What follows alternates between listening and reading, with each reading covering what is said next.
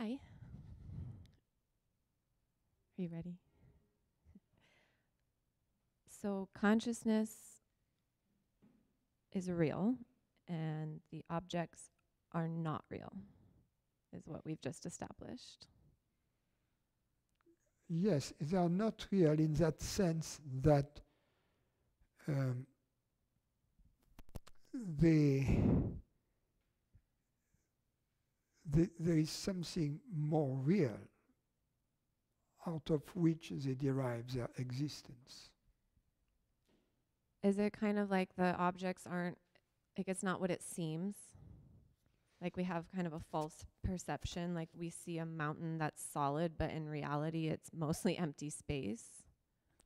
You can look at it that way, but mostly also the object don't have a solidity over time. You see, that's enough. Define a mountain. If you would film the mountain and you take a picture every 10,000 years of the mountain, and then you make a movie out of it, you would see the mountain like waves in the ocean. You see, you will see an evolution. So it's only a question of. So when we look at the ocean and the waves, we understand that the waves, it's simply a concept to talk about a wave. They are made of the ocean, really. You cannot take a wave, put it in a package and send it to your friend for Christmas. You see what I mean? The wave is just a man-made concept. It doesn't exist as an object. It doesn't mean anything. Oh, I want to buy a wave. because I am a surfer, so I want to buy a big wave so that I can carry with me everywhere I go. It doesn't work like that. You see? A wave is a concept. So what is the reality of the wave? You see?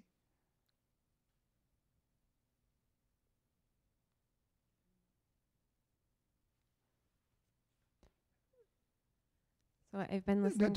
To my answer to your question is that that which is real has to be changeless. You see, because when something changes, the next moment it's a different thing, really. Yeah. You are following me? Yeah. So it's not that it doesn't exist.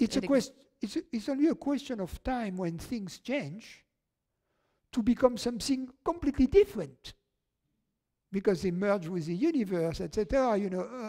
Let's say a body dies, then decomposes, and then all the atoms it was made of are scattered throughout the universe, or at least throughout the earth. So where is the body then? That which seemed to be a well delineated, a separate entity, then it is the same. Take a computer, take anything. So the idea is, when we ask what is it that is real, and Spinoza has a beautiful answer. He says, is that which cannot not exist. Reality is that which cannot not exist. For instance, a computer cannot not exist. Before it was made, it didn't exist. Therefore, it's not real. There was something before the computer, during the computer, and after the computer that is real. You see that there is something that really exists. We call it being, that which is. Reality, being.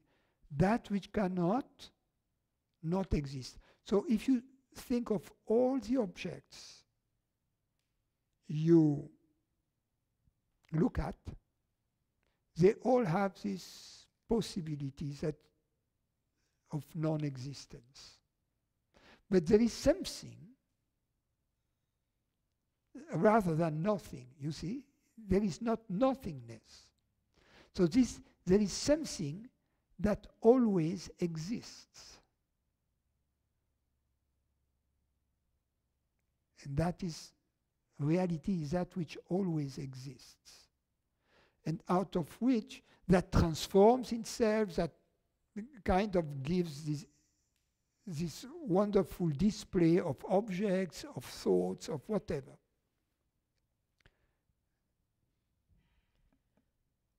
And so that's really apparent in the outer world as well as like the inner world. Like if I take the same concept and I look at the waves and appearances, like obviously the inner world and the outer world are not separate because we perceive the outer world.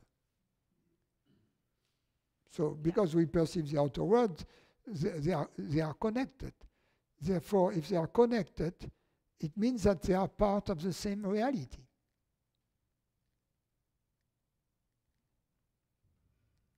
Yeah, I guess I'm kind of changing gears now and like trying to identify within myself what it is that doesn't change. Like what is it that like everything is like the waves and the everything that changes is grounded in something.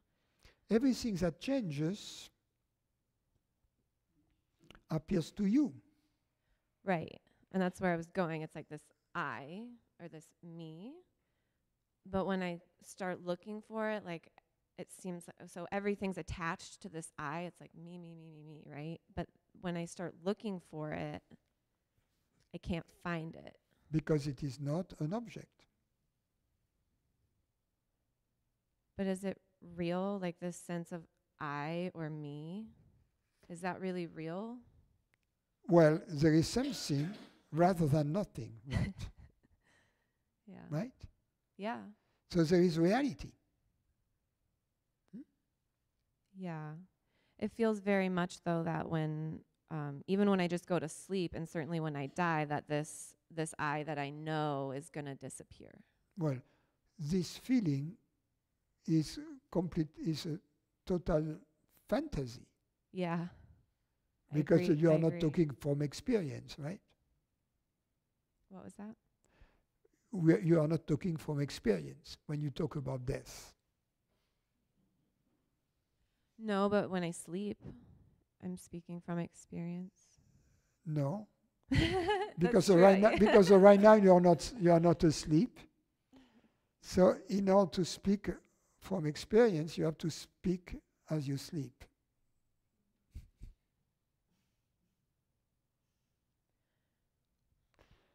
In other words,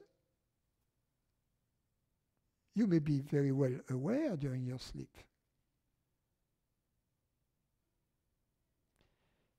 Let me tell you something.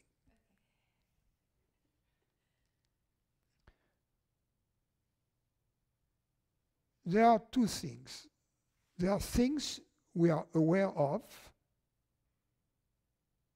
and there is our being aware. Things we have been aware of in the past, we may remember them, we may also not remember them, right? Question.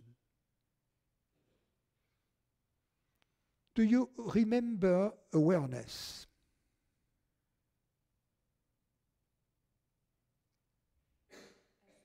Not. We remember events, for instance, right? Yeah. Is awareness an event? Do we remember something else than events?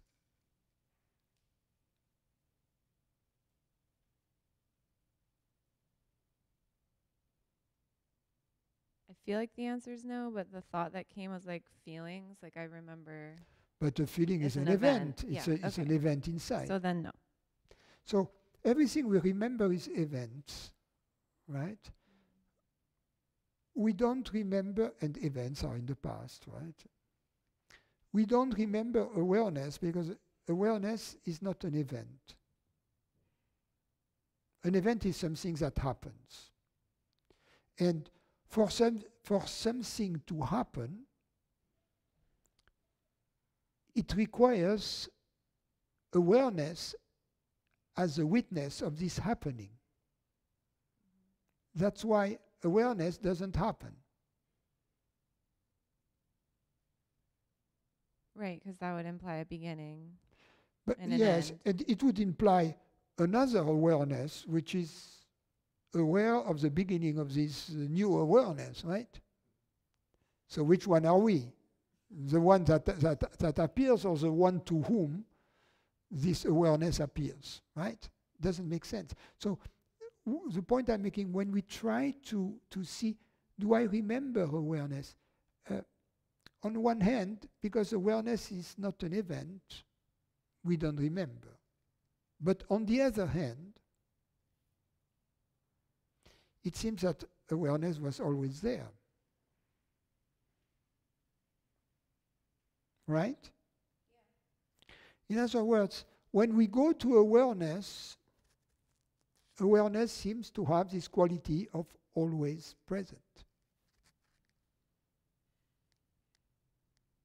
Yeah, that's true, because even if I am sleeping and there's a loud noise or something, awareness is aware of it, and I'll wake up. Yeah. You are aware of your waking up. In other words, you need to be aware before you wake up. Right. Otherwise, you would be aware of your waking up. Yeah. But if during the night there are no memorable events that take place, then in hindsight it will seem I was not aware. What it means simply, I don't remember. There might have been things which I don't remember. For instance, your dreams at night. What do you remember of your dreams last night? Very little, right? If anything, right? But would that imply that you were not conscious? The fact that you don't remember doesn't mean you were not conscious. In fact, you are conscious all the time. Sometimes you remember things, sometimes you don't, because there are things that are almost impossible to remember.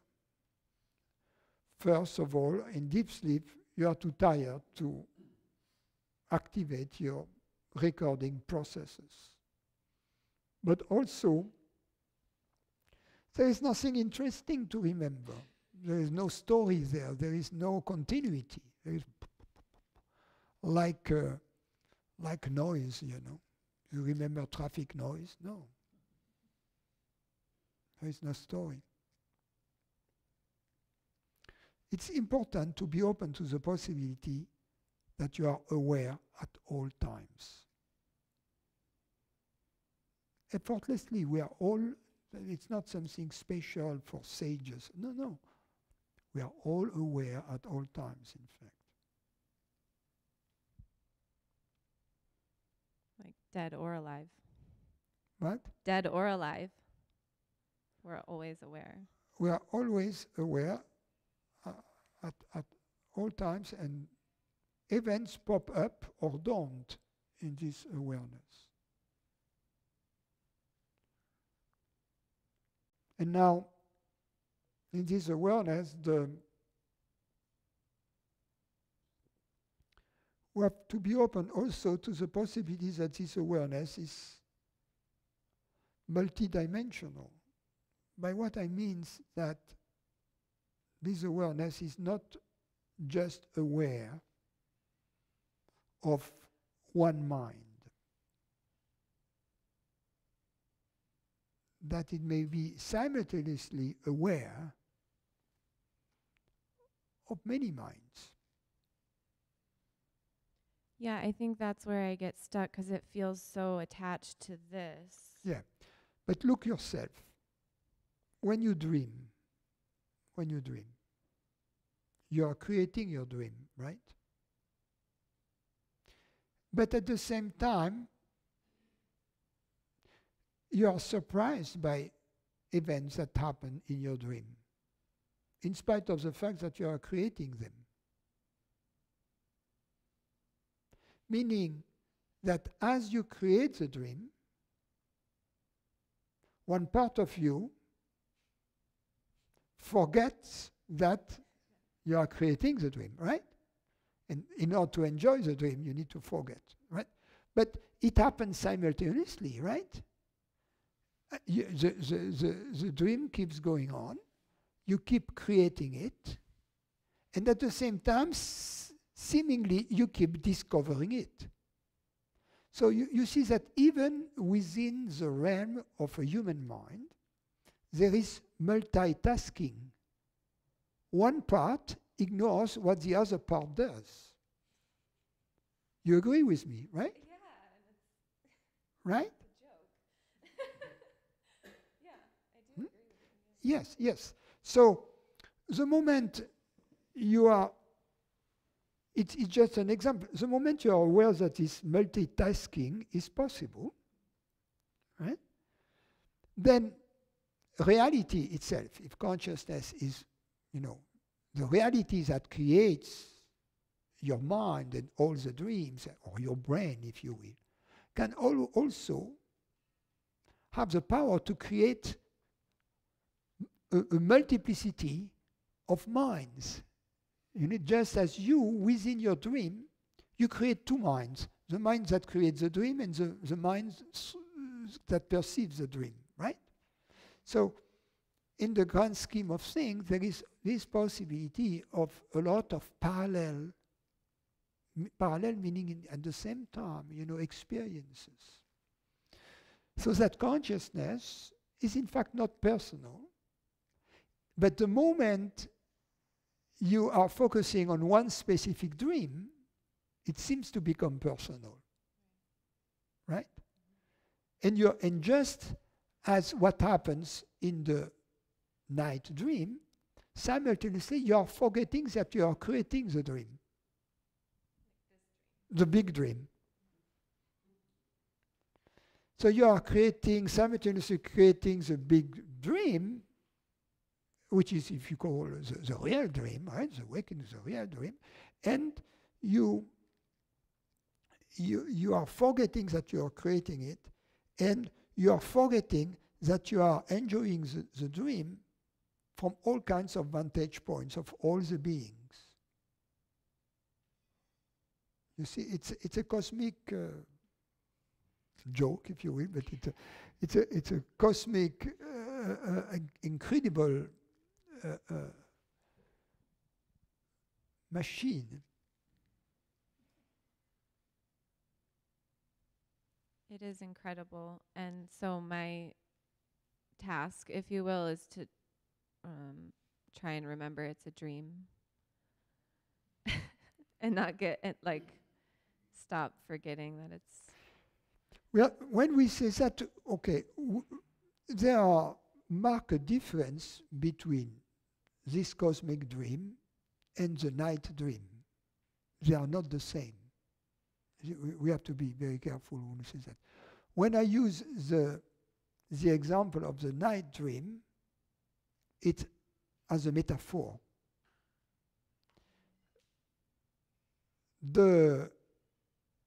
Of course, from the vantage point of consciousness, they are both illusions. So from the vantage point of consciousness, they are both dreams. If you will, it could be said that the night, if the daydream, if the cosmic dream is an illusion when compared to reality, the night dream is an illusion within the illusion. Mathematicians, they would say it is an illusion to the power 2. It's a squared illusion. But nevertheless, so the square of an illusion is still an illusion, right? So it's like 1 to the second power equals 1. So it's still, from the vantage point of illusion, they are all illusions.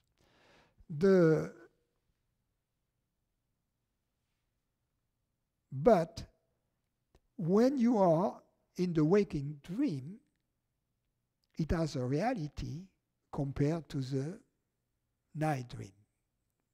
So it would be, if I would go to a psychiatrist and say, you know, this table is no more real than the one I see in my dream, he would say, no, there is something wrong with you. And he would be right, because I wouldn't be able to discriminate, you know, between the two. So fortunately, we are able to discriminate between the night dream and the waking dream. So we reserve saying this table is an illusion to the friends who understand non-duality, and we don't want to tell that, you know, when the cop stops up for speeding, you don't want to tell him your radar gun is an illusion. That is not going to get you off the hook. You know, you can. It doesn't work. So you understand what I mean. There is a dream within the dream. So for all practical purposes, we play the game of this waking dream as if it were real. That's the point I want to make. As if it were real, but ultimately knowing that ultimately it's not, which gives us a beautiful distance and detachment from the dream, and enables us to enjoy the game that we play in this dream, in this waking dream, you see. It's like kids who are playing cops and robbers. They enjoy it because they know that when they go to jail, it's not a real jail. Thank you.